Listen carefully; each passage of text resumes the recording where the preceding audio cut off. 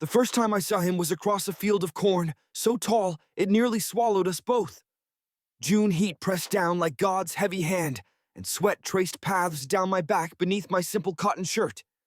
I'd been working since before dawn, the way my father and his father had before him, the way all men in our community did. The Ordnung, our unwritten rules, demanded it. Hard work, submission, simplicity. I was 20 years old, but sometimes felt ancient. My hands already calloused from years of labor. My spirit bent to the shape of our ways like the willow trees that lined our property. Eli! My father's voice carried over the rustling stalks. Come meet the Yoder's nephew. He's staying through harvest. I straightened my back, wiped my brow with my forearm, and made my way through the rows toward my father's voice. That's when I saw him standing beside my father, tall and straight-backed in traditional clothing, black pants, blue shirt, suspenders, and a straw hat that cast shadows across features I couldn't quite make out yet. This is Jacob, my father said. He's come from the settlement in Ohio to help after his uncle's accident. I nodded politely and extended my hand, the way we do. Welcome. When he took my hand, his palm was rough like mine, but wider, his grip firm and warm. He met my eyes briefly, and something inside me shifted. So subtly, I barely noticed it then. A small crack in the foundation of everything I knew. Danke, he said, his voice deeper than I expected. I appreciate the work. My father clasped his shoulder. Ile will show you what needs doing. You boys can start with the east fence before the heat gets worse. And just like that, I was assigned to spend my days with Jacob Yoder, a stranger who spoke little but whose presence seemed to fill all the spaces around him. The first week passed in near silence. We worked side by side repairing the fence that separated our land from the Englishers' properties beyond. Our world was a small one. The Lancaster County Amish community existed in careful balance with the modern world that surrounded us, but never truly touched us. We drove buggies while cars sped past. We lit lanterns while electric lights blazed in distant windows. We lived according to God's plan as we understood it. Separate and plain. Jacob handed me nails from the leather pouch at his waist as I hammered. Sometimes our fingers brushed, and I would pull away quickly, focusing harder on the wood and metal before me. You've been doing this a long time, he observed on the fourth day, breaking the rhythm of hammer strikes. I glanced at him, surprised by the comment. Born to it, he nodded, his eyes, a shade of blue so pale they seemed almost transparent in the sunlight, scanning the horizon where our land met the sky. In Ohio, my family works mostly with furniture, he said. This farming, it's different. I paused, resting the hammer against my thigh. Different good or different bad? The corner of his mouth twitched, not quite a smile, but something loosening in his expression. Just different. I like working outside. Feels less confined. That word, confined, hung between us. I'd never thought of our barn workshops as confining, but something in the way he said it resonated within me, like striking a bell I didn't know was there. The fence will last longer if we use locust posts instead of pine, I said, changing the subject. We'll cut some tomorrow. He nodded, and we returned to our silent rhythm. 2 weeks into Jacob's stay, we rode the buggy into town for supplies. Our knees nearly touched on the narrow bench as the horse plodded steadily down the road. Cars whizzed past us, the English world rushing by at speeds that always seemed unnecessarily frantic to me. Do you ever wonder about them? Jacob asked suddenly, nodding toward a car full of teenagers with music thumping so loudly we could feel it vibrate through the air. I kept my eyes on the road. About what? What their lives are like. All that freedom. I tensed slightly. These were dangerous thoughts, the kind that led young men from our community to leave during Rumspringa and never return to be baptized. I'd had my Rumspringa 2 years before, the traditional period when Amish youth could experience some of the outside world before committing to the church. I'd gone to a few sing-sings, ridden in cars with English boys who thought it was funny to drive me around, tried a single sip of beer that made me grimace. None of it had tempted me enough to leave. That's not freedom, I said firmly. It's chaos, no purpose. Jacob was quiet for a long moment. Yeah, that's what the elders say. Something in his tone made me glance over. His profile was strong against the clear blue sky, his beard still new enough that it didn't fully cover his jaw. As unmarried men, we both wore the traditional trim around the face without the full beard that would come with marriage. You don't agree? I asked, lowering my voice though there was no one to hear us but the horse. His shoulder lifted in a small shrug. I think there are many kinds of prisons, some with walls you can see, and some you cannot. My heart beat a little faster. This was treacherous talk, the kind that could bring trouble if overheard. But we were alone on the road, and something compelled me to engage rather than redirect as I should have. And which kind do you think we live in? I asked. He turned then and looked at me fully, his gaze so direct it felt like physical contact. I'm still deciding. We rode the rest of the way in silence, but something had shifted between us. A door cracked open to a room I'd never acknowledged was there. After supper one evening in late June, I found myself alone on the porch, watching fireflies rise from the grass like stars being born. The rest of the family had gone inside, but I lingered, enjoying the rare moment of solitude. Our household of 8, my parents, my 3 younger sisters, my brother and his wife, rarely afforded such quiet. I heard the screen door creak behind me and turned to see Jacob step out, a lantern in his hand. He had been given the small room above our workshop during his stay. Mind if I join you? He asked. I gestured to the bench beside me, and he set the lantern between us, its golden light creating a small circle that seemed to separate us from the darkening world. Your mother makes good apple pie, he said, settling beside me. I smiled slightly. She'd be pleased to hear you think so. We sat in comfortable silence for several minutes, listening to the chorus of frogs from the pond beyond the barn. I was acutely aware of his presence beside me, the way he took up space in the world, solid and certain, yet somehow apart from it all. Do you ever think about leaving? He asked suddenly, his voice barely above a whisper. My breath caught. This question was even more dangerous than his musings in the buggy. To consider leaving the community was to consider turning your back on God's plan, on your family, on everything that defined you. No, I said automatically, then hesitated. I mean, every young person thinks about it, I suppose, during Rumspringa. But not after. I stared out at the darkness. What would be the point? This is who we are. He was quiet again, his fingers tracing patterns on the wooden bench between us. I found myself watching his hand, strong, capable fingers that could mend a harness or guide a plow horse with equal skill. I went to a library once, he said softly, during my Rumspringa, in Cleveland. I turned to look at him, surprised. Libraries were not forbidden exactly, but they were filled with ideas that could lead one astray. Knowledge outside the Bible and our traditional teachings was viewed with suspicion. What did you find there? I asked, curiosity overcoming caution. Books about everything, the whole world. His voice took on a quality I hadn't heard before, something like wonder. I read about places where mountains touch the sky and oceans stretch farther than you can see. Places where people live completely differently than us. I should have reminded him that such fascinations were worldly distractions. Instead, I asked, which places? He smiled then, a real smile that transformed his solemn face. I read about islands in the Pacific, where people live with the rhythm of the tides, and cities in Europe with buildings older than our country. Places where winter means darkness for months, and summer means the sun never sets. I tried to imagine such things, but couldn't quite grasp them. My world was this farm, this community. The change of our seasons, the rotation of crops, the cycle of birth and death among our livestock. The Sundays of church services held in different homes, the singing of ancient hymns from the Ausbund. Sounds like English nonsense, I said, but without conviction. Jacob didn't argue. Instead, he said, I also read about people. Different kinds of people. Something in his tone made me look at him sharply. The lantern light caught the angles of his face, casting half in golden glow, half in shadow. What kind of people? I asked, my mouth suddenly dry.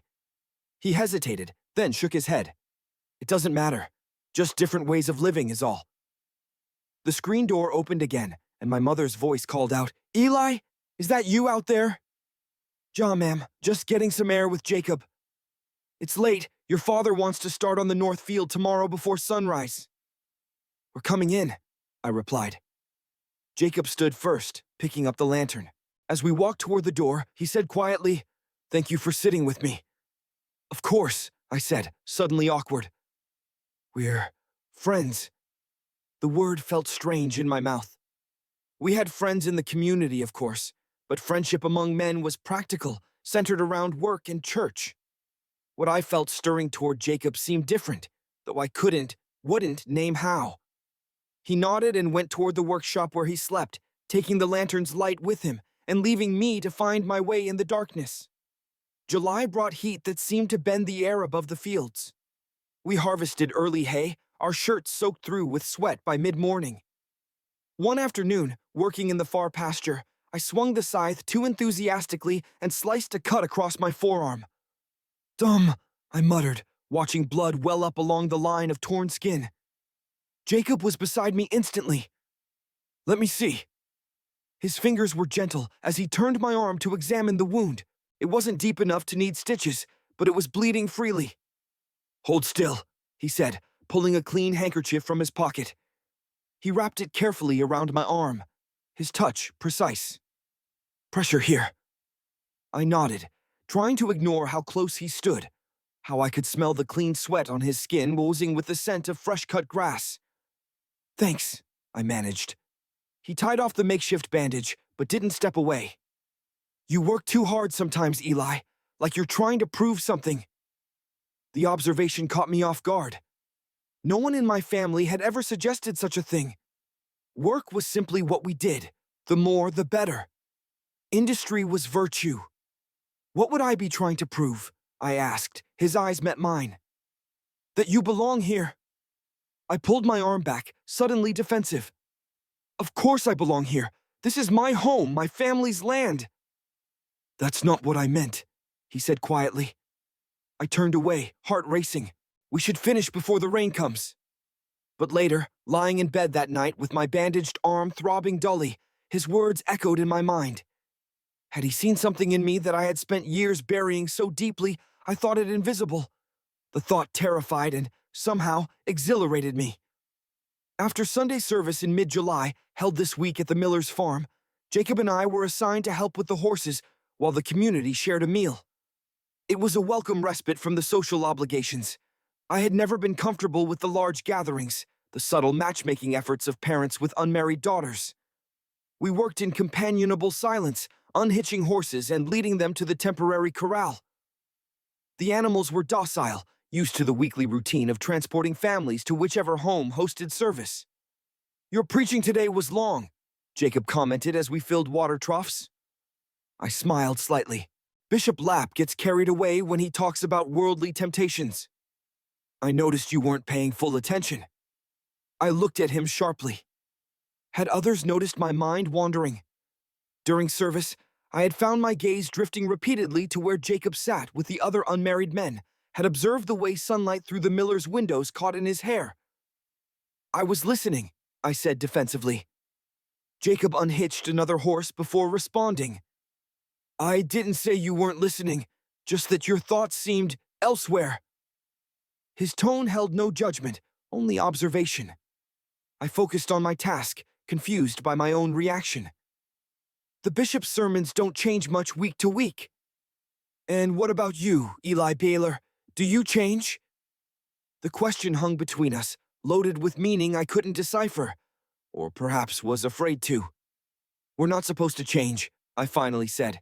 We're supposed to remain separate from the world, steadfast in our ways. Jacob led a horse to water, stroking its neck absently.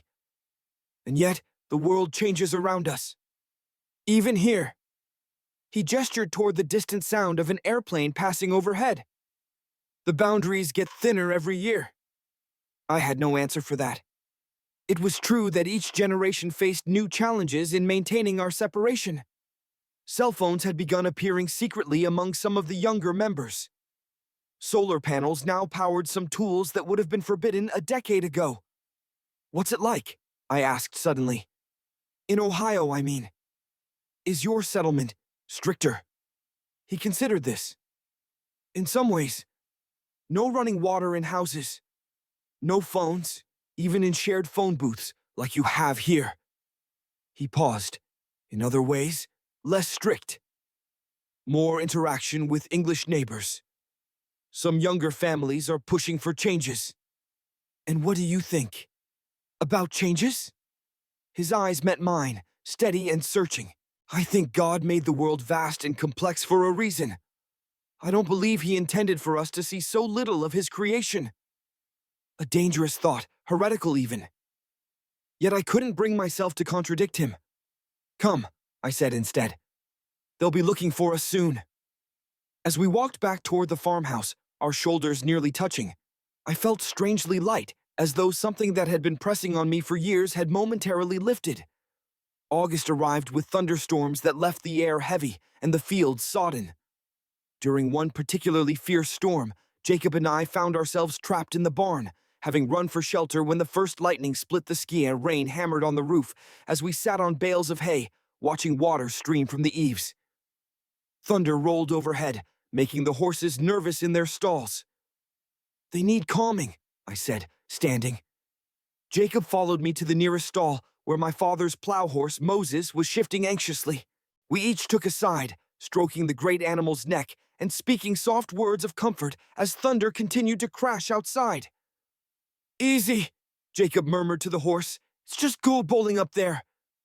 I smiled at the old joke, knocking down quite a few pins today. Our hands occasionally brushed as we soothed the horse, and each contact sent a strange warmth through me despite the cool air of the storm. When Moses had settled, we moved to the next stall, working together as if we'd done this all our lives. By the time we'd calmed all 5 horses, the worst of the storm had passed, though rain still fell steadily. We returned to our hay bales, listening to the gentler patter on the roof. I like storms, Jacob said, leaning back against a wooden post. They remind us how small we are. I nodded, understanding exactly what he meant. Ma'am always says they're God's way of washing the world clean. Do you think some things can't be washed clean? He asked, his voice low. The question caught me off guard. The Bible says God's forgiveness is complete. That's not what I meant. He looked down at his hands. Some things aren't sins to be forgiven. They're just who we are, made by God that way. My heart began to beat faster. The ordning is clear about who we're supposed to be. And if the ordning conflicts with how God made you, I couldn't answer. The question was too dangerous, cutting too close to thoughts I'd pushed away for years. Thoughts that had begun to surface more frequently since Jacob's arrival. Instead, I changed the subject. Will you go back to Ohio when harvest is done? He was quiet so long I thought he might not answer. Finally, he said, I don't know. There's not much for me there anymore. What about your family? My parents died 3 years ago. Buggy accident. His voice was flat. I have an older brother, but He hesitated. We don't see things the same way. I'm sorry, I said, meaning it. I couldn't imagine losing my parents, difficult as they sometimes were. Jacob shrugged. It's why I came here. Needed to be somewhere else for a while.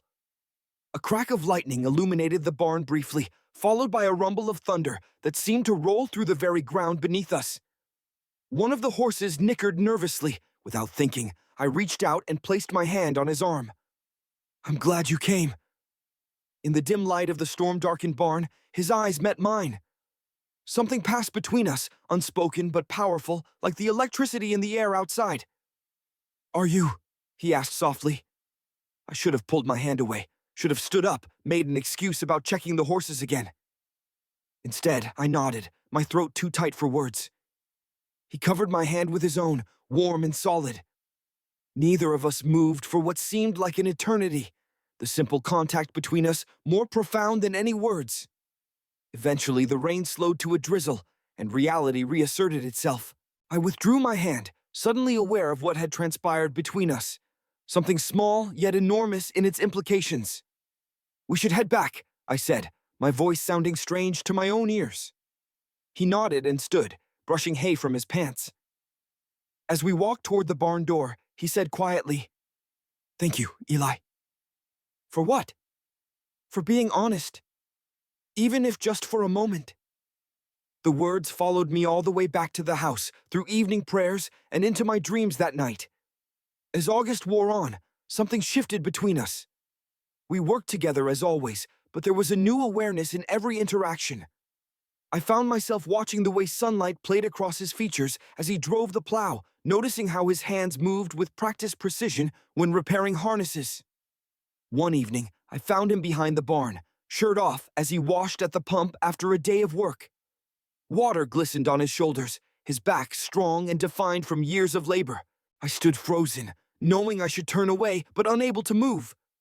He sensed my presence and turned, water dripping down his chest.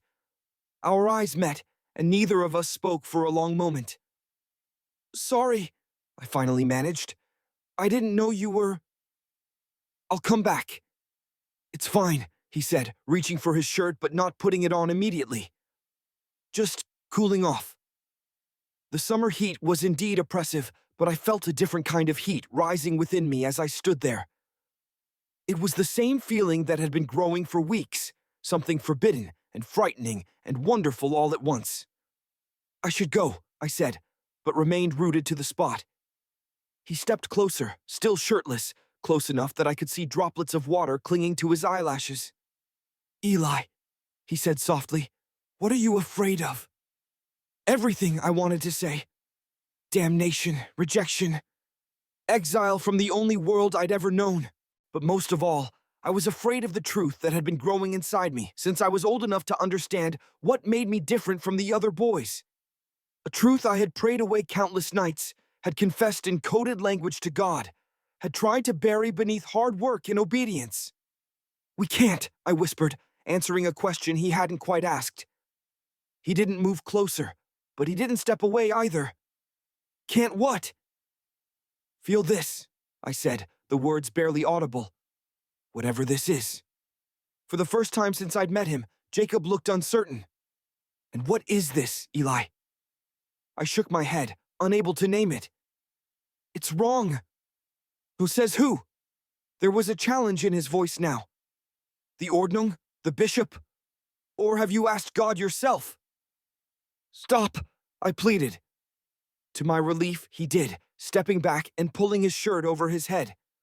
"I'm sorry," he said, his voice gentle again. "I won't mention it again." But as he walked past me toward the bunkhouse, he paused and said quietly, "But Eli, I don't believe God makes mistakes. Not even in how he makes our hearts." I stood alone behind the barn for a long time after he left, trying to calm the storm inside me.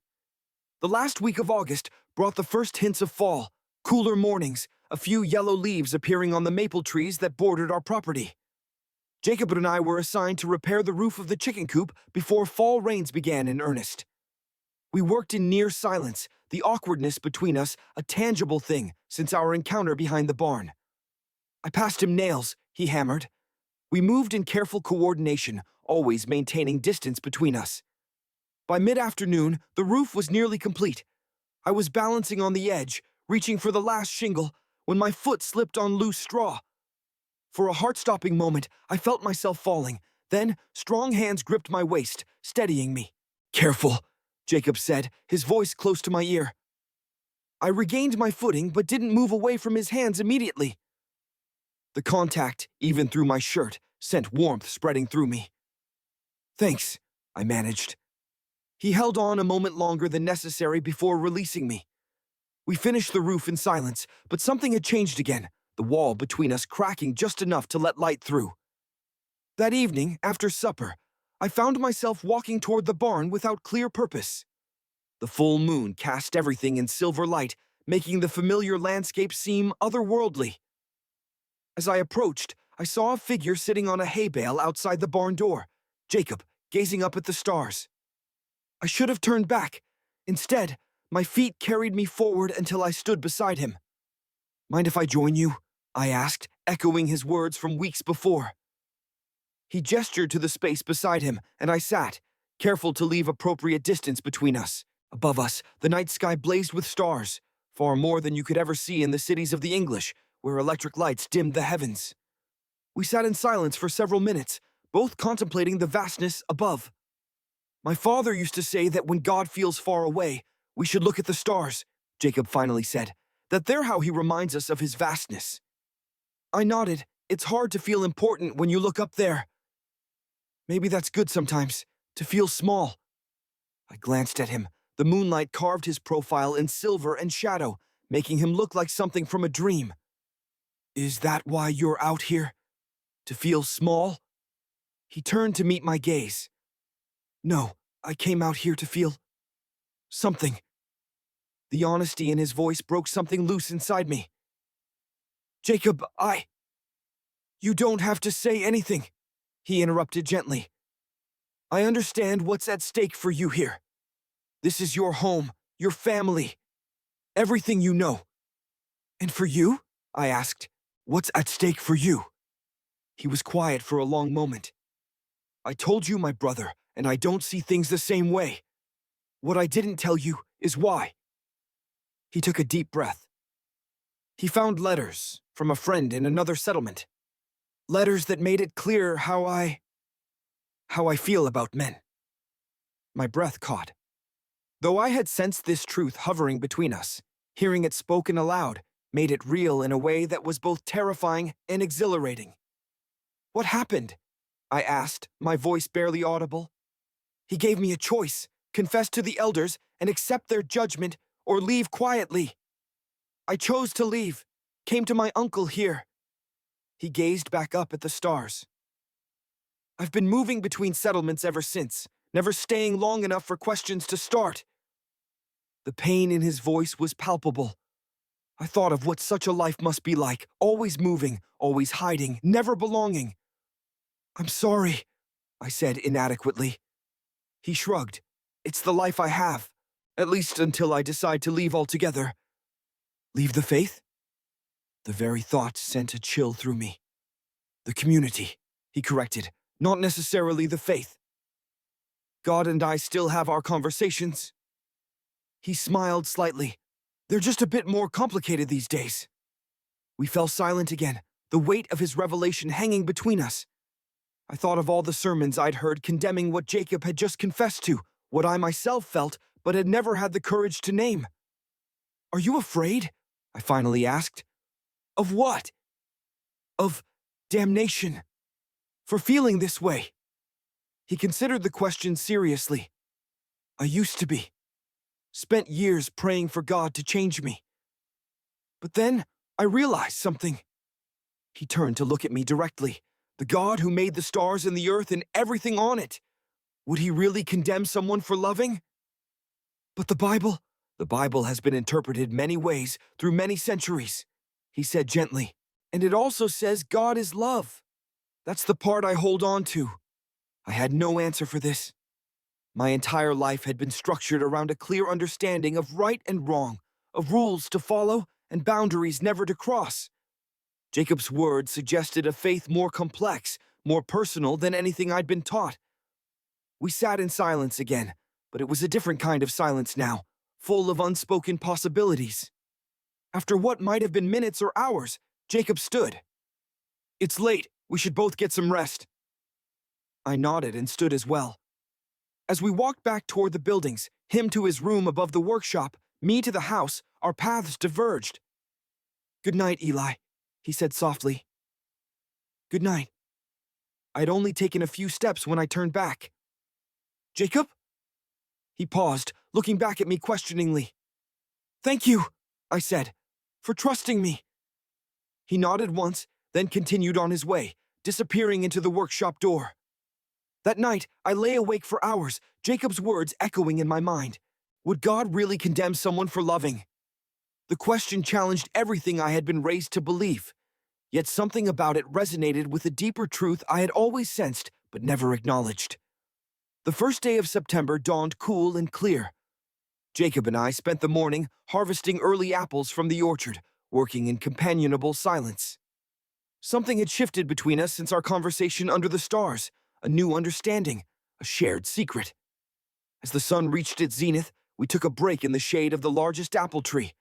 I passed him the water jug, and our fingers brushed. Neither of us pulled away too quickly this time. My uncle asked if I would stay through winter, Jacob said suddenly. Help with the furniture workshop. My heart leapt at the news, but I kept my expression neutral. Will you? He studied me for a long moment. I'm not sure yet. Depends on a few things. What things? I asked, though I thought I knew. Instead of answering directly, he said, Meet me in the barn tonight, after everyone's asleep. There's something I want to show you. I should have said no, should have reminded him of the impropriety, the danger of such a meeting. Instead, I nodded once, then stood quickly and returned to work, my mind racing with possibilities. The rest of the day passed in a blur of anticipation and fear. During evening prayers, I found it impossible to focus, my thoughts repeatedly drifting to what awaited me in the barn. After everyone had retired for the night, I lay fully dressed on my bed, listening to the familiar sounds of the house settling, waiting until I was certain all were asleep. Just past midnight, I slipped silently from the house and made my way across the moonlit yard to the barn. My heart pounded so loudly, I was certain it would wake the entire household. The barn door creaked slightly as I pushed it open. Inside, a single lantern cast a warm glow over the space. Jacob sat on a hay bale, something clutched in his hands. You came, he said simply. I came, I echoed, remaining by the door, suddenly uncertain. He gestured for me to join him, and I crossed the barn slowly, each step feeling monumental. When I sat beside him, he held out what he'd been holding, a small, worn book. What's this? I asked, taking it cautiously.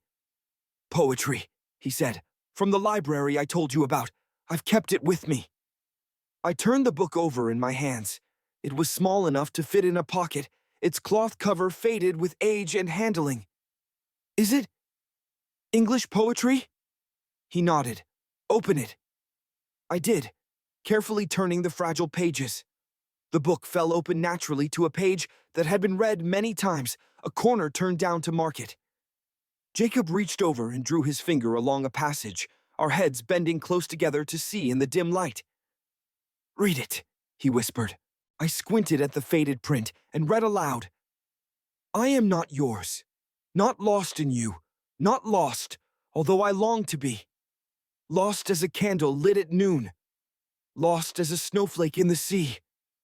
You love me, and I find you still a spirit beautiful and bright. Yet I am I, who long to be lost as a light is lost in light. The words hung in the air between us, more dangerous than any confession either of us had made. I closed the book carefully, my hands trembling slightly. Why are you showing me this? I asked, though I knew. Because it says what I can't, he replied simply. We sat in silence, the lantern flame casting our shadows large against the barn wall. Outside, an owl called softly. Jacob, I began, not knowing what would follow his name. He turned toward me, and in the gentle light, I could see everything he wasn't saying. Hope and fear and longing that mirrored my own. I know, he said quietly. I know this is impossible. I know what we're taught. I know what's at stake. Then why? Because some things are worth the risk, he interrupted. Some truths need to be spoken, even if just once. Even if just between us. I stared at him, this man who had entered my life like a sudden storm, disrupting everything I thought I knew about myself and my place in the world. What truth? I asked, barely breathing. Instead of answering with words, he slowly reached out and placed his hand over mine where it rested on the poetry book between us. The touch was gentle, questioning, giving me every opportunity to pull away. I didn't. The warmth of his palm against my knuckles seemed to radiate through my entire body. We sat like that, hardly breathing, for what felt like an eternity, his hand on mine under the gentle glow of the lantern, surrounded by the familiar smells of hay and horses. The distant chorus of crickets singing their end-of-summer songs. And I knew then that everything had changed, that there would be no going back to who I was before Jacob Yoder arrived on our farm. Whatever happened next, whatever choices lay before us, this moment of connection had altered the course of my life irrevocably. Jacob's fingers curled slightly around mine, and he didn't pull away. Time seemed to stop, or perhaps stretch infinitely in that moment. The lantern flame flickered, casting dancing shadows across the barn walls. Outside, the night creatures continued their chorus, oblivious to how the world was shifting inside these wooden walls. I stared at our hands, his broader one covering mine, unable to look up at his face. My heart pounded so fiercely, I was certain he could hear it. Everything I had been taught told me to pull away, to run, to pray for forgiveness, for even allowing this touch to linger. But I remained still, paralyzed between fear and a longing so profound it felt like physical pain. "Eli," Jacob whispered, his voice barely audible. I finally found the courage to raise my eyes to his. What I saw there made my breath catch: vulnerability, fear, but also a certainty that mirrored something awakening within me. "I felt this for a long time," he continued, his voice trembling slightly. "I just didn't know if you did too." The words hung between us, impossible to take back. A confession that changed everything. I opened my mouth, but no sound came. What could I say? That I had spent years burying these feelings so deeply, I had almost convinced myself they didn't exist? That I had prayed countless nights for God to make me normal, to take away the shameful thoughts that sometimes came unbidden when I saw other young men? That from the moment Jacob arrived, something locked inside me had begun to rattle loose? "You don't have to say anything," he said quickly, misinterpreting my silence. He began to withdraw his hand. "Wait," I whispered, turning my hand beneath his so our palms met. Our fingers intertwined with a naturalness that belied how forbidden this simple act was. "I do. Feel it too." The relief that washed over his face made something break open inside me. A dam I had spent my entire life building and reinforcing suddenly breached. "For how long?" he asked. I shook my head slightly. "I don't know. Always, maybe." I struggled to find words for something I had never allowed myself to articulate, even in my most private thoughts. But I tried not to. I tried so hard not to. "I know," he said softly. "So did I." We sat there, hands clasped, neither daring to move closer, yet unable to pull away. The small point of contact between us, just our joined hands, felt more intimate than anything I had ever experienced. "What do we do now?" I asked, the question encompassing far more than just this moment. Jacob's thumb brushed lightly across my knuckles, sending a shiver through me. "I don't know," he admitted. "I just know I couldn't bear to leave without you knowing. Without being honest, at least once." "Leave?" The word hit me like a physical blow. Of course he would leave. Jacob was passing through, as he had been passing through communities for years. And I was rooted here, bound by family and faith and tradition. My uncle's offer to stay through winter. He shrugged slightly. "I haven't given him an answer yet." Hope fluttered in my chest, dangerous and fragile. "Would you stay?" His eyes searched mine. "Would you want me to?" The question was laden with meaning. Did I want him to stay, knowing what we felt for each other, knowing the danger, the impossibility of it? A sudden noise outside, likely just a raccoon or fox moving through the yard, startled us both back to reality. I pulled my hand away abruptly, the spell broken. What was I thinking? This wasn't just against our rules. It was against everything we believed, everything our community stood for. "I should go," I said, standing quickly. "It's late. Someone might notice I'm gone." Jacob didn't try to stop me, but the loss I saw in his eyes nearly made me sit back down. "Eli, I can't," I interrupted, already backing toward the door. "I just can't." I fled the barn, not running but walking swiftly across the moonlit yard, trying to look natural in case anyone was awake and happened to see from a window. My hand still tingled where his had held it, and my mind raced with impossible thoughts, forbidden hopes. Inside the silent house, I crept to my room and lay fully clothed on my bed, staring at the ceiling. Sleep seemed an impossibility. my body humming with a strange energy I had never felt before. I pressed my hand against my chest as if I could manually slow my pounding heart. Outside my window, the moon traveled its familiar path across the sky. I watched it drift between clouds, thinking of Jacob alone in the barn with the poetry book and the lingering warmth of our touched hands. God forgive me, I thought, but didn't pray. For the first time in my life, I wasn't sure what I was asking forgiveness for. Dawn found me still awake, having dozed fitfully at best. I rose before the rest of the household, as was my habit, and went to the kitchen to start the coffee. As I pumped water at the sink, I saw Jacob through the window, already at work in the east field. He had avoided coming to the house for breakfast. Relief and disappointment warred within me. Part of me had dreaded facing him across the breakfast table, sitting beside him with my family watching, pretending nothing had changed. Another part ached at the distance he had placed between us. The day passed in a fog. I worked mechanically, going through the motions of my daily tasks while my mind replayed every moment in the barn. Each time I remembered the feeling of his hand on mine, heat rose to my face, and I had to look away from whatever family member was nearby, certain my thoughts were somehow visible. By evening, exhaustion had replaced the nervous energy of the night before.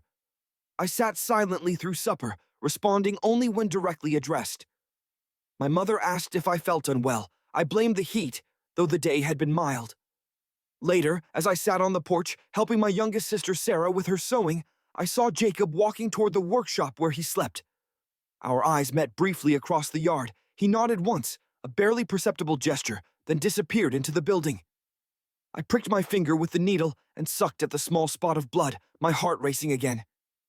"You're distracted tonight," Sarah observed, her 10-year-old eyes surprisingly perceptive. "Just tired," I murmured. That night, I lay awake again, torn between the longing to seek Jacob out and the fear of what would happen if I did. What had passed between us in the barn was just a moment, a confession. We could let it go, pretend it had never happened. Return to our proper places in the life we had been born to. But even as I thought it, I knew I wouldn't sleep until I saw him again. Just to clear the air, I told myself, just to make sure things weren't awkward between us. We still had to work together after all.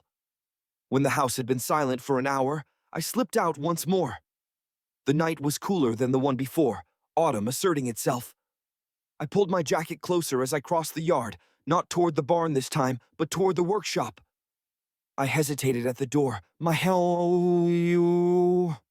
hand raised to knock. What was I doing? This was madness. I should turn around, go back to bed, pray for guidance, for strength to overcome this. The door opened before I could knock, and Jacob stood there, silhouetted against the soft glow of a lamp behind him. "I saw you coming," he said quietly, "from the window." I stood frozen, suddenly unable to remember why I had come. "Would you like to come in?" he asked. "It's cold out there." I nodded mutely and stepped past him into the small room. It smelled of wood shavings and the oil used to treat leather harnesses. A narrow bed stood in one corner, neatly made. The lamp sat on a small table, the flame turned low. Beside it lay the poetry book from the night before. Jacob closed the door and stood with his back against it, watching me cautiously, keeping his distance. "I'm sorry about last night," I blurted out, "for running away." His expression softened. "You don't need to apologize. I understand." "No, you don't," I said, surprising myself with the force behind my words. "You can't understand because I don't understand it myself. I don't understand why I can't stop thinking about—" I trailed off, unable to name what had passed between us. "About what?" he prompted gently. "About your hand holding mine," I whispered, the confession leaving me lightheaded. "About what you said. About what it might mean." He took a cautious step toward me. "What do you want it to mean, Eli?" The question hung in the air between us. What did I want? I had never allowed myself to consider one as something that mattered. Life was about duty, about following the path laid out for us, about submitting to God's will as interpreted by our elders. I began, then faltered, I want to not feel like this, like there's something wrong with me. Pain flashed across his face. Is that what you think? That there's something wrong with you? Isn't there? I asked, desperation edging into my voice. Isn't that what we've always been taught?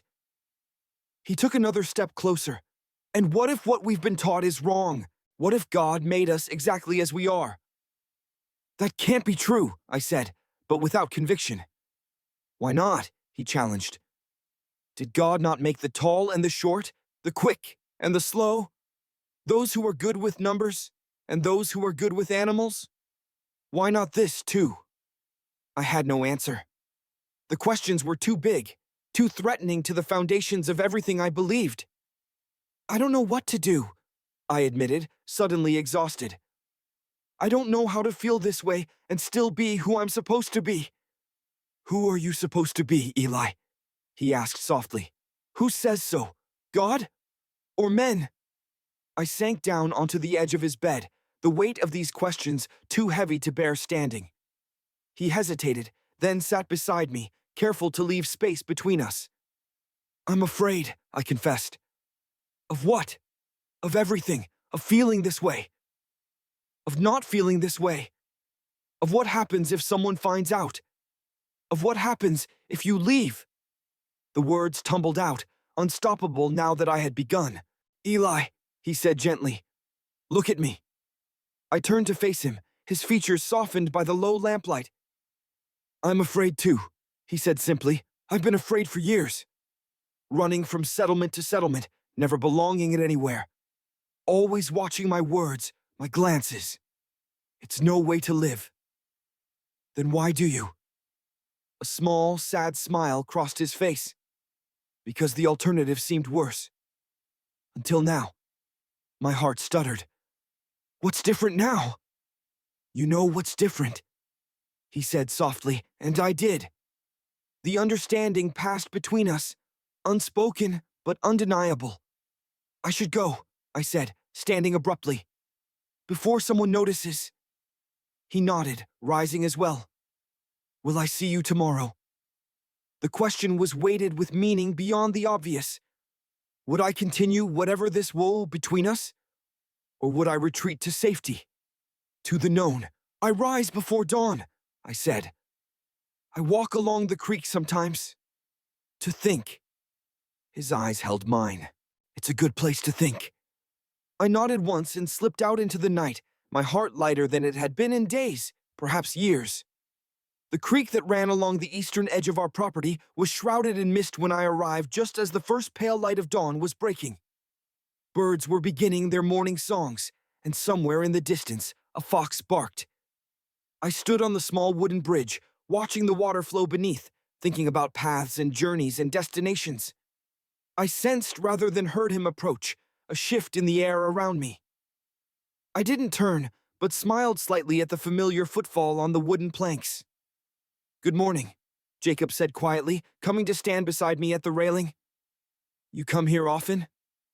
Since I was a boy, I replied, when things felt too confining.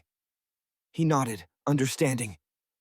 We stood in comfortable silence for several minutes, watching the mist rise off the water as the sun crept higher. Did you sleep? He finally asked. I shook my head. Not much, you? No. Another silence, this one charged with all that remained unsaid between us. I've been thinking, I began hesitantly, about what you said, about God making us as we are. He waited, patient, his eyes on the flowing water below. I've prayed about these feelings for years, I continued, begged God to take them away. But they never left. Just went quiet sometimes, until you came. And what does that tell you? He asked softly. I considered this. I don't know. Maybe that God has a strange sense of humor. That startled a laugh from him, brief but genuine. Maybe so. I turned to look at him then, studying his profile against the brightening sky. Or maybe that some things can't be prayed away because they're not wrong to begin with. His eyes met mine, hope flaring in their pale depths. That's a dangerous thought, Eli Baylor. I know, I acknowledged, but I'm tired of being afraid all the time. A feeling like there's this weight inside me that I can never put down." He nodded, understanding in his expression. "What do you want to do about it?" The question was simple but profound. What did I want? I had rarely allowed myself to consider the question. "I want to know what this is," I said finally.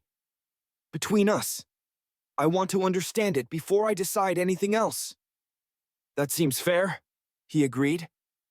In the distance, a rooster crowed, signaling the true start of the day. "We should get back. Your family will be rising soon." As we turned to walk back toward the farm, our hands brushed briefly between us. This time, neither of us pulled away instantly. For just a moment, our fingers intertwined, hidden by the morning mist, before we separated to a proper distance. It was a small thing, that touch. Tiny, really, in the grand scheme of the world. But as we walked silently back to the farm, I felt as though something fundamental had shifted within me. A key turning in a lock long rusted shut. The next week passed in a pattern that quickly became precious to me. Each morning before dawn, I would walk to the creek, and Jacob would join me. We would talk in the safety of the early mist, sometimes about profound things. Faith, purpose, the nature of love. And sometimes about simple things. The changing seasons, the work of the day ahead. Stories from our childhoods. Sometimes we wouldn't talk at all. Just stand side by side watching the water flow. Our shoulders occasionally brushing. Our hands sometimes finding each other's for brief electric moments before we had to return to the farm and maintain proper distance. In the evenings, after the household was asleep, one of us would find a reason to be in the barn, and the other would join shortly after. We would sit by lantern light, talking in hushed voices, careful never to linger too long. It was during one of these evening meetings, as September gave way to October and the nights grew cooler, that I realized I had never been happier in my life. The thought struck me suddenly as I watched Jacob mend a bridle, his fingers deft and sure with the leather and all. "What?" he asked, catching my gaze. I shook my head, smiling slightly. "Nothing, just, this is nice." He returned the smile, something warm and private passing between us. "It is." Later that night, as we prepared to part ways, Jacob handed me something, the poetry book. "I want you to have this," he said, "to read when I'm not around." I took it hesitantly. "I shouldn't keep this. If someone found it, hide it," he suggested. "Under a floorboard maybe, or in the hollow oak near the creek. Somewhere it's just yours." The thought of having something that was just mine, not belonging to the family, not shared with the community, was both thrilling and terrifying. I slipped the small book into my pocket, feeling its weight like a secret against my hip. "Thank you," I said. He nodded, then surprised me by reaching out to touch my face briefly, his fingertips grazing my cheek before dropping away. "Good night, Eli." I stood frozen, my skin tingling where he had touched. "Good night," I managed, then hurried away, my heart racing with something that felt dangerously like joy. A week later, our careful routine was interrupted. My mother announced at breakfast that Mary Lapp, the bishop's daughter, would be joining us for supper. The look she exchanged with my father was not lost on me. At 20, I was well past the age when most Amish men began courting. "That's nice, ma'am," I said neutrally, not meeting Jacob's eyes across the table. "She's become quite the cook, they say," my mother continued, "and so good with children." I nodded, focusing on my food. Beside me, I could feel Jacob's stillness, the careful way he held himself. He knew as well as I did what this dinner invitation meant. That day, as we worked together in the barn, sorting the harvest for storage, Jacob was unusually quiet. "It doesn't mean anything," I said finally, unable to bear the silence. "My mother's been trying to match me with various girls for years." He nodded, not looking up from the apples he was examining for bruises. "It's what happens, isn't it? You'll court, marry, have children, build a life here." The matter-of-fact way he said it made my chest ache. I haven't decided anything." Now he did look up, his eyes searching mine. "Haven't you?" What choice do you really have, Eli? I had no answer for that. He was right, of course. In our world, there was only one path for a young man: baptism, marriage, family, working the land until my body gave out and my sons took over. Anything else was unthinkable. We always have choices, I said, but the words sounded hollow even to my own ears. He smiled sadly and returned to his work. That evening, I sat awkwardly at the supper table beside Mary Lapp, a pleasant enough girl with rosy cheeks and calm eyes. She spoke softly about her garden, about the quilt she was making, about her siblings. I responded politely, asked appropriate questions, played the role expected of me. Across the table, Jacob kept his eyes on his plate, speaking only when spoken to. When he asked to be excused early, claiming fatigue, no one thought anything of it. I endured another hour of pointed conversation, my mother's transparent hints, my father's approving nods at Mary's domestic skills. When finally the Lapps departed, with promises to welcome me for supper at their farm soon, I retreated to the porch, desperate for air that wasn't thick with expectation. I found Jacob there, sitting in the darkness beyond the spill of light from the windows. "You didn't have to leave," I said quietly, taking the seat beside him. "Yes, I did." His voice was flat. It was difficult to watch. I stared out at the darkness. Nothing happened. Not yet. He was silent for a long moment. "Your mother likes her." "My mother likes any unmarried girl between 17 and 20 who can cook and comes from a good family," I replied, a trace of bitterness creeping into my voice. "Will you go to their house for supper?" I hesitated. The truthful answer was yes, I probably would. Not because I had any interest in Mary Lapp, but because refusing would require explanations I wasn't prepared to give. "I don't know," I said instead. Jacob stood abruptly. "I think I'll turn in early. Long day tomorrow." I wanted to reach for him, to explain, to make him understand the impossible position I was in. But my sisters were just inside, my parents upstairs. I could only watch as he walked away, his shoulders rigid with an emotion I couldn't name but felt echoed in my own chest. That night, for the first time since our meetings began, Jacob didn't come to the barn. I waited for over an hour, the lantern burning low, before accepting he wouldn't appear. The absence felt like a physical thing, a hollowness I couldn't fill. I pulled his poetry book from my pocket, running my fingers over the worn cover before opening it to the page he had marked. I read the poem again, understanding it differently now. Lost as a light is lost in light. Was that what was happening between us? Were we losing ourselves in each other, becoming something new, something unnamed? The thought both thrilled and terrified me. The next morning, I went to the creek as usual, but Jacob didn't come. I waited until the sun was fully risen, until I knew I would be missed at the breakfast table, but he never appeared. When I returned to the house, I found him already at the table, speaking with my father about the day's work. He nodded to me politely, his eyes carefully neutral, as though the previous weeks had never happened. "Jacob has agreed to stay through winter," my father announced. "He'll help with the furniture orders. Business has been good." I carefully controlled my expression, nodding as if this was news to me. "That's good. We can use the help." Jacob's eyes met mine briefly, something unreadable flickering in their depths before he looked away. The day passed in painful formality. We worked together as always, but the easy companionship of previous weeks was gone, replaced by polite distance. When our hands accidentally touched while lifting a hay bale, Jacob pulled back as if burned. By evening, the distance between us felt unbearable. After supper, I waited until the house was quiet, then made my way to the workshop. I didn't bother with pretense this time, knocking directly on his door. He opened it, unsurprised to see me. "Eli, can I come in?" He hesitated, then stepped aside.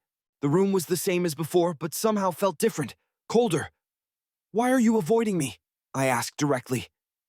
He closed the door before answering. "I'm trying to make things easier for both of us." "Easier?" I repeated, disbelieving. "How is this easier?" "Because we both know where this ends," he said, his voice tight.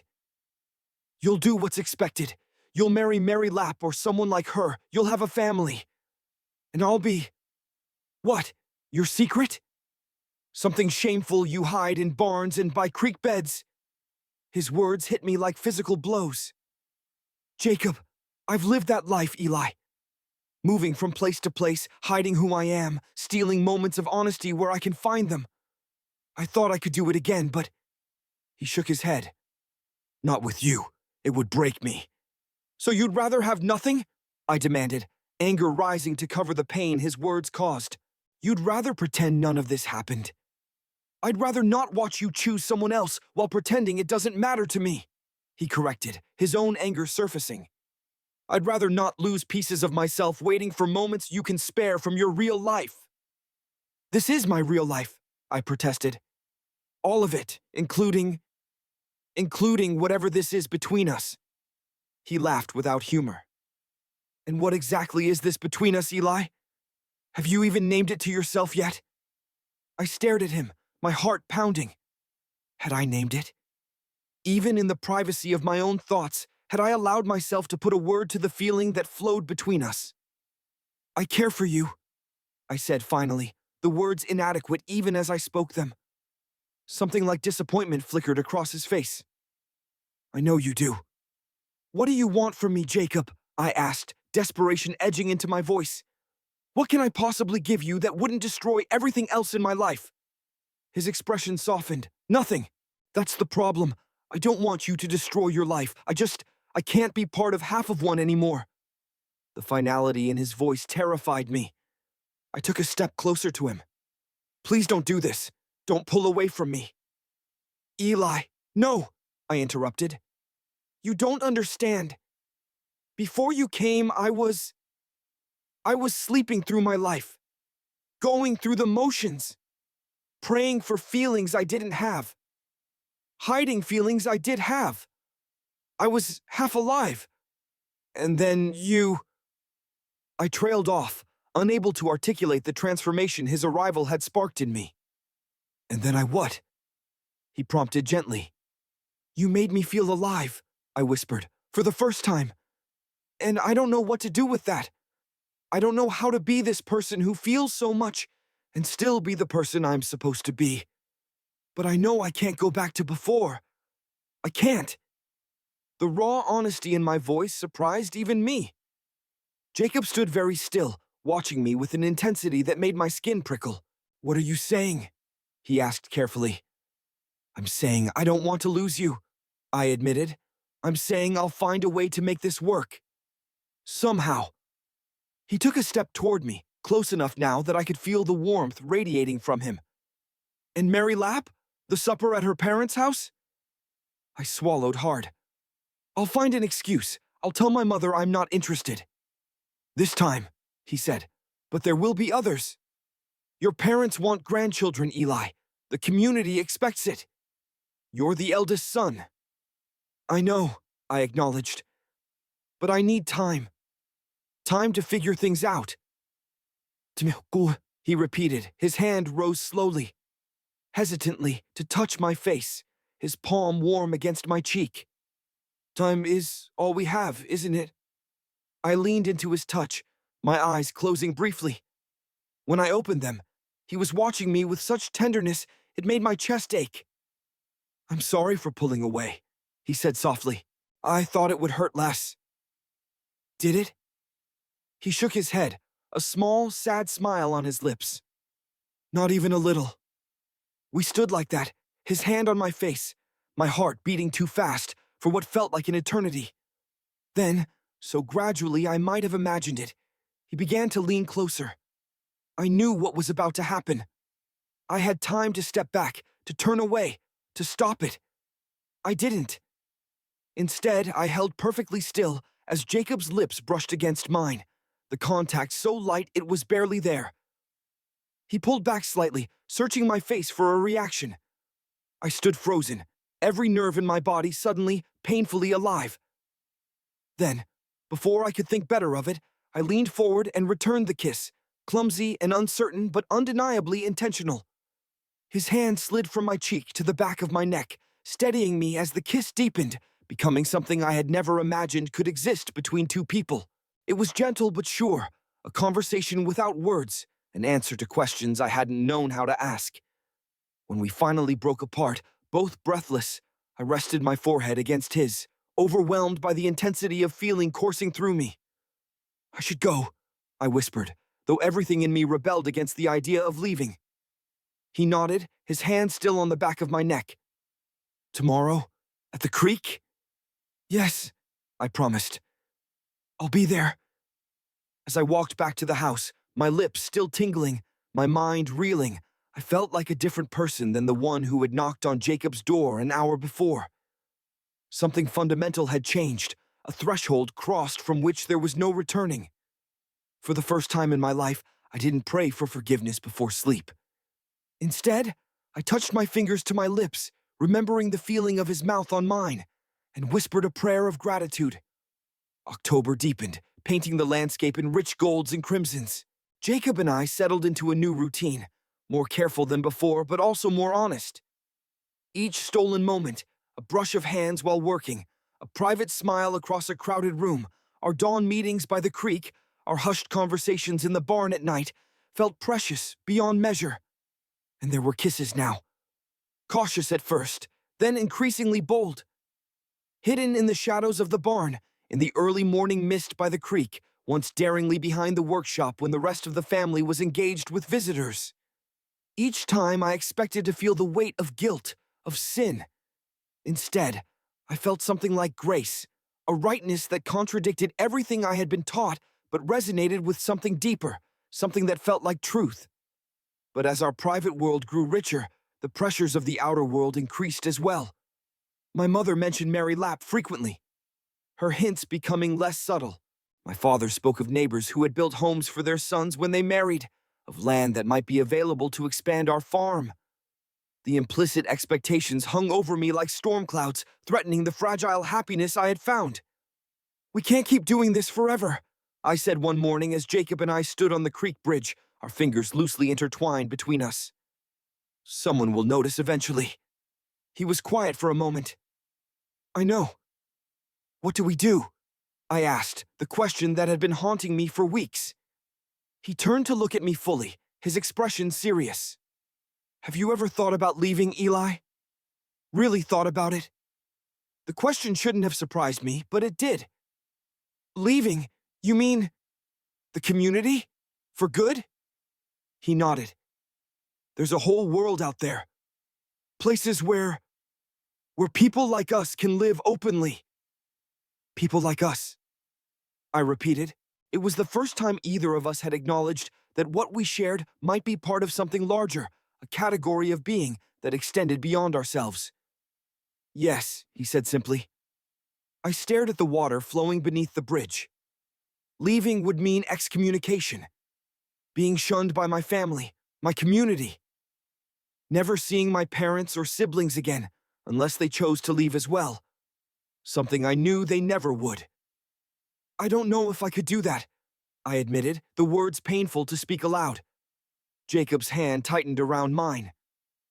I understand, truly. But I could see the disappointment in his eyes, the hope dimming. I hastened to explain. It's not that I wouldn't want to go with you, it's just... They're my family, Jacob. The only world I've ever known. I know, he said gently. I'm not asking you to decide anything today. Just think about it, about what might be possible. I nodded, though the thought of leaving filled me with terror almost as great as the thought of Jacob leaving without me. That evening, I found myself watching my family with new eyes. My father, stern but fair, who had taught me everything I knew about farming, about being a man. My mother, whose love was expressed through service, through the careful tending of our physical needs.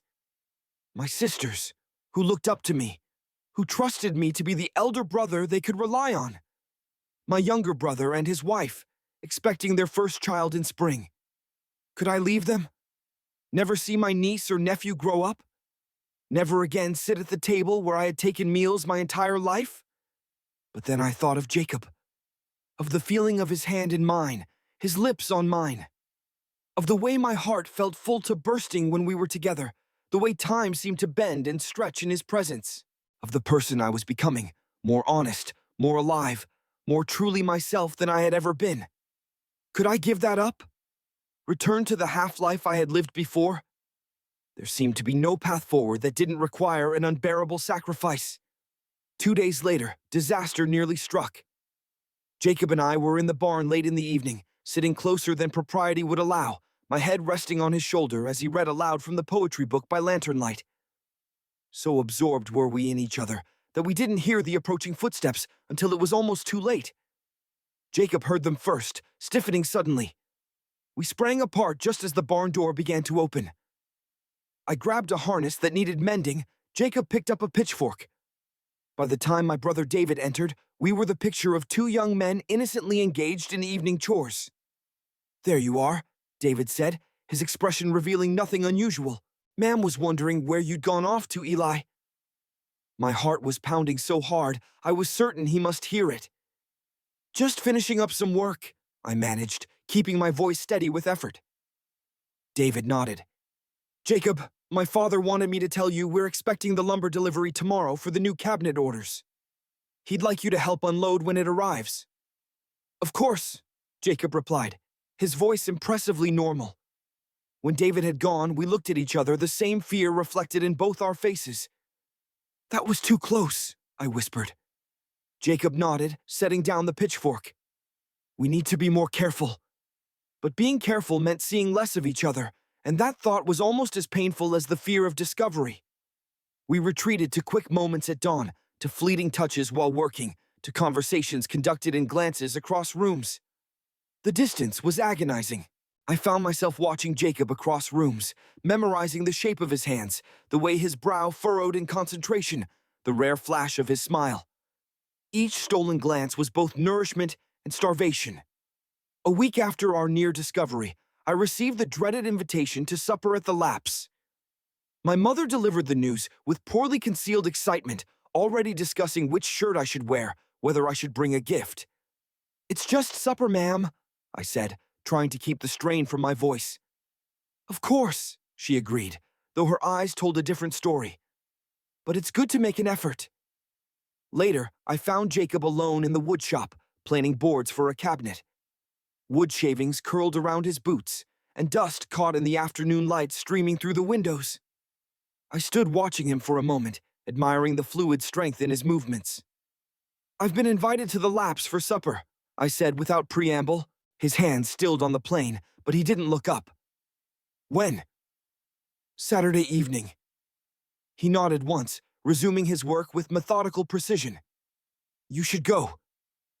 "Jacob, you should go," he repeated, finally looking up at me. "It's what's expected." I stepped closer, lowering my voice though no one was near. "I don't want to." Something flickered in his eyes, pain, resignation, a trace of hope quickly suppressed. "What we want isn't always possible, Eli." "I could say I'm ill," I suggested, "or that there's work that can't wait." He smiled slightly, sadly. "And next time? And the time after that? How long can you avoid what everyone expects of you?" I had no answer. The trap I was in had no visible escape that wouldn't destroy everything and everyone I loved. "If you were born English," Jacob said softly, "what would you do with your life?" The question caught me off guard. "What? If you weren't Amish? If you could choose anything, what would it be?" I had never considered such a thing. The very premise was unthinkable. I was Amish. It was not a choice but a fact, as immutable as the color of my eyes or the land beneath my feet. "I don't know," I admitted. "Think about it," he said, returning to his planing. "It helps sometimes to imagine another life." Later that night, as I lay in bed, I did think about it. If I were English, what would I do? Where would I go? The possibilities stretched before me, terrifying in their vastness. I could go to a city. I could learn to drive a car, use electricity without guilt, wear clothes that didn't mark me as separate. I could be with Jacob openly. The thought came unbidden but impossible to dismiss once it had formed. In that other imaginary life, we could walk side by side without fear. We could build a home together. We could simply be. The vision was so powerful, it left me breathless, staring into the darkness with tears tracking silently down my temples into my hair. Saturday arrived, clear and crisp. I dressed carefully in my best clothes, the same I wore to Sunday service.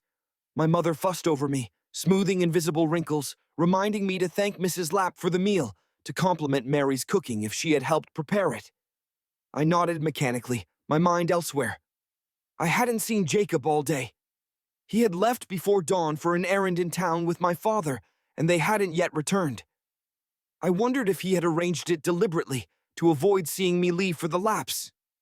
The thought ached in my chest as I hitched the horse to the buggy. As I was finishing, I heard footsteps behind me and turned to find Jacob approaching, my father already heading toward the house. "You're back," I said, unable to keep the relief from my voice. He nodded, his eyes taking in my formal clothes. "You look nice." "Thank you," I replied, suddenly awkward. "We picked up the new tools then?" "Yes." He reached out to adjust the horse's harness, though it needed no adjustment. Our hands brushed briefly. "Have a good evening, Eli." The formality in his voice hurt more than anger would have. "Jacob?" "It's all right," he interrupted gently. "It really is. You should go. They'll be expecting you." I climbed into the buggy, gathering the reins. As I prepared to leave, Jacob stepped closer. "Eli," he said quietly, "remember what I asked you about what you would do if you were English?" I nodded, my throat tight. "I would find work with my hands," he said, his voice barely audible. "Carpentry, maybe, in a place with mountains. Somewhere beautiful and quiet. I would build a small house. Nothing fancy. Just a place that was mine. Ours." His eyes held mine for a heartbeat. "If you wanted." Before I could respond, he stepped back, nodding once in farewell. I drove away, his words echoing in my mind. A place that was ours. The simple declaration, the quiet offering of a shared future, filled me with both longing and terror. The evening at the Lapps passed in a blur. I spoke when spoken to, complimented the food appropriately, answered questions about the farm and the harvest. Mary was pleasant company, soft-spoken and kind. She showed me the quilt she was working on, told me about the children she taught in Sunday school. Any other young man in the community would have been delighted by her attention, by the obvious approval of her parents, by the clear path being laid before him. I felt nothing but a desperate desire to be elsewhere. As I drove home beneath a canopy of stars, I found myself thinking of Jacob's words. A place that was ours. A small house in the mountains. A life built with our hands. On our terms. The longing for it burned in me like physical pain. I returned the buggy to the barn, unhitched the horse, and cared for it mechanically, my mind still full of impossible dreams. As I was finishing, the barn door opened and Jacob slipped inside. "How was it?" he asked, his voice carefully neutral. "Fine," I replied. "She's nice." He nodded, his expression unreadable in the dim light. "Will you see her again?" The question hung between us, weighted with significance far beyond a simple social call. "No," I said firmly. "I told her parents I didn't think we suited, that they should look elsewhere for a match for her." The surprise on his face was quickly replaced by something like hope. "Eli." "I can't," I said simply. "I can't pretend anymore. Not with her, not with anyone." He took a step closer. "What are you saying?" "I don't know," I admitted. "I don't know what happens next. I just know I can't keep walking down a path that leads away from—" I gestured between us, still unable to fully name what we shared. "Away from this," he finished softly. "Yes." He reached for my hand, his fingers intertwining with mine with a familiarity that felt both new and ancient. "Do you want to know what I think happens next?" I nodded, my heart racing. "I think we take it one day at a time," he said.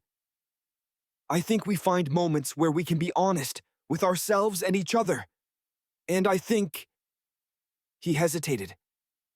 "I think we keep the door open to the possibility of something else." Something more when you're ready. When I'm ready? I repeated, understanding what he was offering. Time, patience, the space to find my own way forward. Yes, he said simply. However long that takes. I squeezed his hand, overwhelmed by gratitude, by a love I was finally beginning to accept for what it was.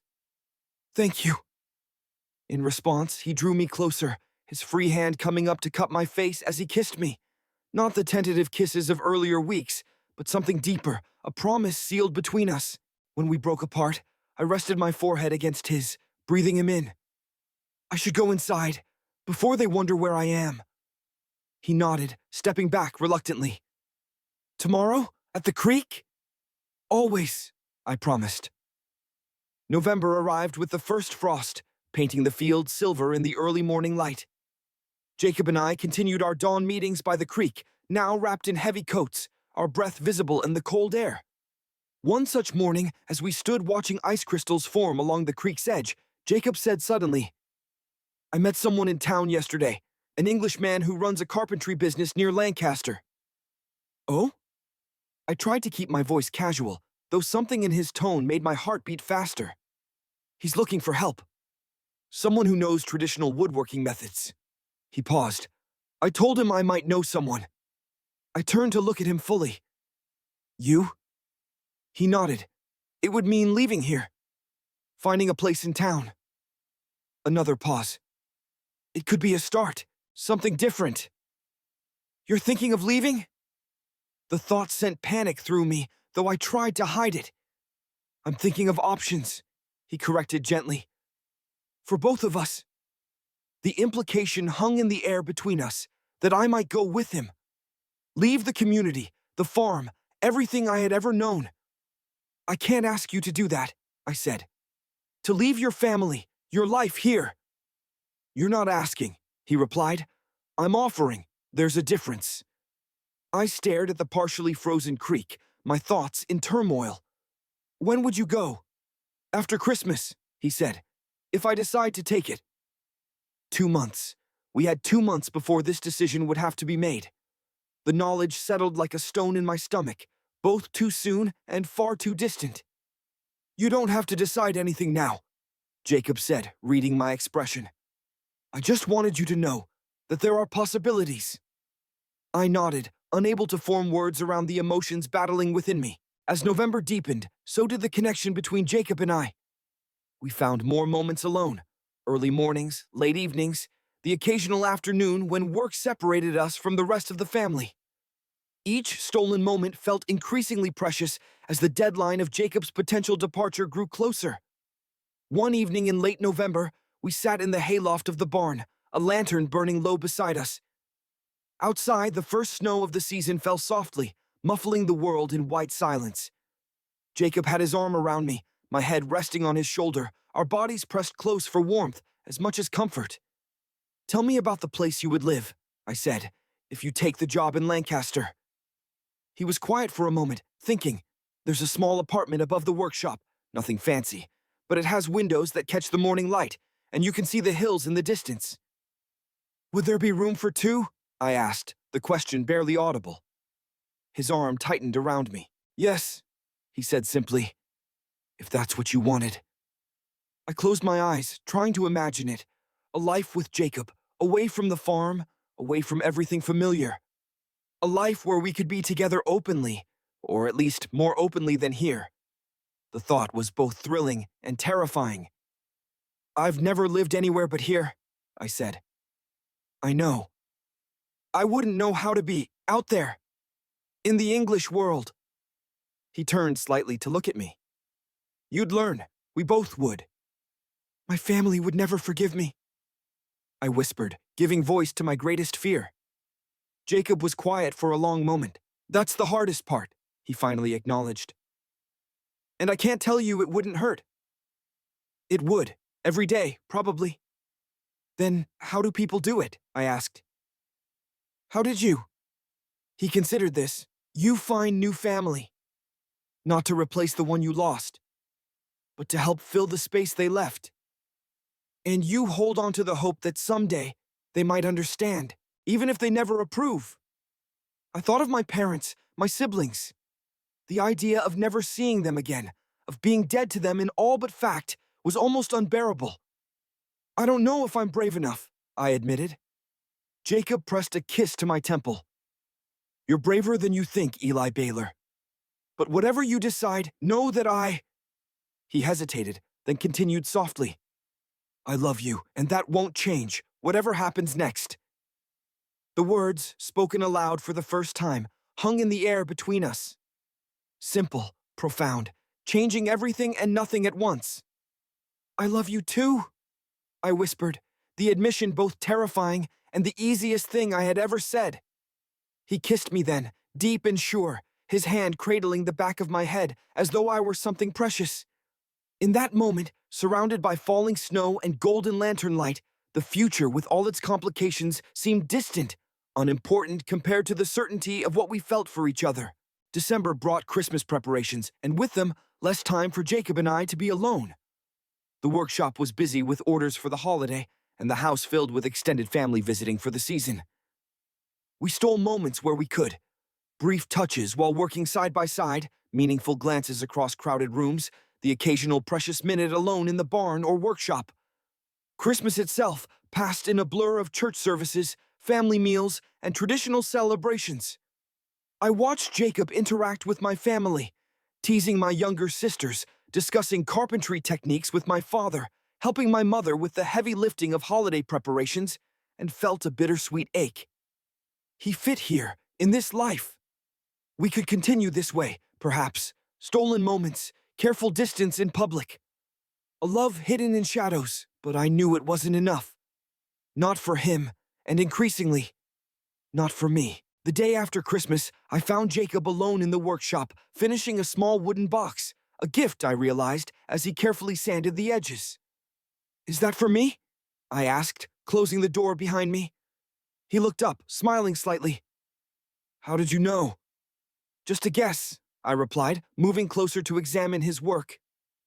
The box was simple but beautiful, made of cherry wood with a subtle pattern inlaid on the lid. It's beautiful. It's not much, he said, but I wanted you to have something from me. I ran my fingers over the smooth surface. When will you decide? About the job in Lancaster? He set down his sandpaper. Soon. He needs an answer by the new year. 5 days. We had 5 days before he would have to decide, before we would have to decide. I've been thinking, I said carefully, about what you asked, what I would do if I were English. His eyes held mine, patient, waiting. I think I would want to learn things, I continued. Read books, maybe. I hesitated, the dream so new I had barely acknowledged it to myself. Maybe learn to write. Stories or poems, like the ones in your book. A smile spread across his face, warm and genuine. You would be good at that. You see things others don't. The simple faith in his words filled me with a warmth that had nothing to do with the workshop's small stove. I've also been thinking about what it would mean, I said. To leave. Jacob went very still. And I'm scared, I admitted. Terrified, actually. But also, I took a deep breath. Also, when I think about staying here without you, that scares me more. He set down the box carefully, his movements deliberate. Eli, what are you saying? I'm saying I want to go with you, I whispered. If you still want me to. The joy that bloomed on his face was like sunrise after the longest night. He crossed the space between us in 2 strides, taking my face in his hands. Are you sure? I nodded, though my heart raced with both fear and certainty. I'm sure about you, about us. The rest, I guess we'll figure it out. He kissed me then, pouring everything he couldn't say into the contact. When we broke apart, he pressed his forehead to mine, his thumbs gently stroking my cheeks. It won't be easy, he warned. I know. We'll have to be careful, even in Lancaster. Find people we can trust. I know that, too. He pulled back slightly to look at me, his expression serious. We don't have to decide everything today. If you need more time. I don't, I interrupted. I've had time, all my life, really, waiting for something I couldn't name until I met you. I covered his hands with mine. I choose you, Jacob. Whatever comes with that. The smile that spread across his face was like nothing I had ever seen. Pure joy, unburdened by the careful restraint we had lived under for so long. When? He asked simply. After New Year, I decided. We'll need to plan. Save what money we can. He nodded, practical concerns temporarily dampening our euphoria. We should be careful, not raise suspicions. Yes, I agreed. We'll tell them separately that you're taking the job in Lancaster, that I've decided to try Rumspringa again. The lie tasted bitter, but it was kinder than the truth, that I was choosing to leave forever. Jacob's hands tightened on mine. Are you certain, Eli? Truly certain. I thought of my family, of the farm, of everything I had ever known. The pain of leaving would be real, profound. But for the first time in my life, I felt like I was choosing rather than simply accepting. Yes, I said. I'm certain. New Year's Eve dawned clear and brutally cold. Jacob and I rose before the sun, as had become our habit, and made our way to the creek. The water had frozen solid now, the surface gleaming in the pre-dawn light. We stood in silence for several minutes, breath fogging in the frigid air, shoulders touching. Tomorrow, Jacob would tell my father he was taking the job in Lancaster. 3 days later, I would announce my decision to leave for an extended Rumspringa. We would depart separately, meet in the city, begin our new life together. The plan was set, yet standing here on the edge of our property, looking out toward the world beyond, I felt a wave of doubt crash over me. What if we're making a mistake? I whispered. Jacob turned to look at me. Do you think we are? I considered this seriously. I don't know. How can anyone know if a choice is right before they make it? They can't, he acknowledged. They can only know what feels true to them in that moment. And what feels true to you? Right now? His eyes held mine, steady and certain. That I love you. That I want a life where I don't have to hide that whatever hardships come with that choice, they're worth facing together. I nodded slowly. That feels true to me too. We turned to look at the frozen creek, the bare trees, the farmland stretching away toward the horizon. My land, my home, soon to be my past. We should head back, Jacob said eventually, before we're missed. As we turned to leave, I caught his hand, stopping him. Wait, come with me. There's somewhere I want to show you. I led him away from the creek, through a stand of winter bare trees, to a small rise that overlooked the eastern edge of our property. In the distance, through the clear winter air, we could see the road that led toward Lancaster, toward our future. I used to come here as a boy, I explained, when I needed to think. When things felt too confining, he finished, understanding in his eyes. We stood side by side, looking out at the road stretching away from everything I had ever known. Fear and anticipation battled within me, but beneath them both was a certainty I had never felt before, that whatever lay ahead, we would face it together. If you go, I said quietly, I'll follow. Jacob's hand found mine, our fingers intertwining as naturally as breathing. And I'll be waiting, he replied. Always. The rising sun broke over the horizon, painting the frozen landscape in gold and pink, illuminating the path before us. Uncertain, challenging, but ours to walk together.